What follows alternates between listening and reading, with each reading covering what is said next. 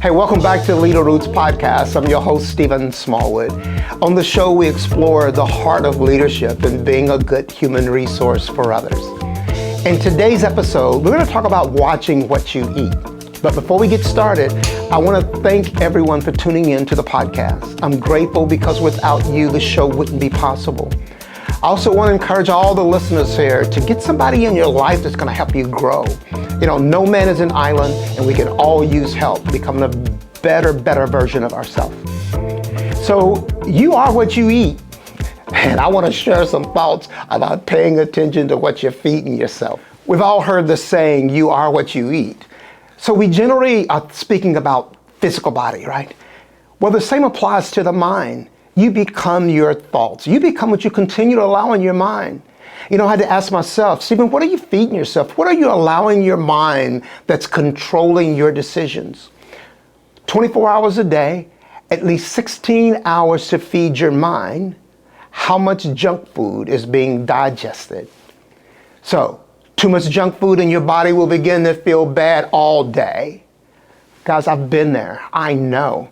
And too much media, especially junk media, you're sure to have a crappy day. I've been there too. If you don't change your diet, the days turn to weeks and the weeks turn to months, and then before you know it, you blame your job or your relationship for the reason you're not happy, right? And all along, the root cause is your diet. You know, I visited my last employer recently, and I had a quick conversation with two middle managers I used to work with. It was so cool seeing them. But it's difficult for me to focus on the glass half empty when I also know the glass is half full. Well, they had no problem sharing with me how horrible the work environment is. True story. And it didn't matter how much I tried to interject more positive, the negativity was winning the debate. Hey, one of the gentlemen said, well, I'll tell you one thing, Stephen. All it takes is one negative person to get in the department. Before you know it, it starts to affect everybody else in the department. Okay, I acknowledge, I had to agree that yes, his assessment was true. But then I also added, well, wouldn't the opposite also be true?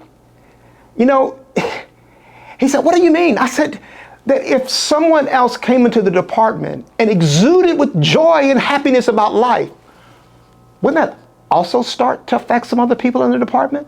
Well, there was silence. Right? I wanted to continue the conversation, but I had a meeting that I wanted to be on time to. But if I could have stayed, I would have shared with him that as leaders of an organization, we are responsible to lead with optimism and hope, especially to the people that we personally support. I would have shared that if you're not feeling encouragement from your leadership, it's even more of a reason to protect your teams from experiencing what you might be feeling from yours. As leaders of your team, the buck should stop with you. Your team's effectiveness is tied to your leadership, not your bosses. And if you want to blame your team's lack of enthusiasm on your leader, why do they need you? I believe my two friends need to change their diet. And that's all I got to say about that. Don't forget to subscribe. But even more, if you know someone who this might help, this might benefit, please share it with them. To follow me and to see future topics from other leaders, log on to leadershiponemedia.com, and we'll see you in the next episode.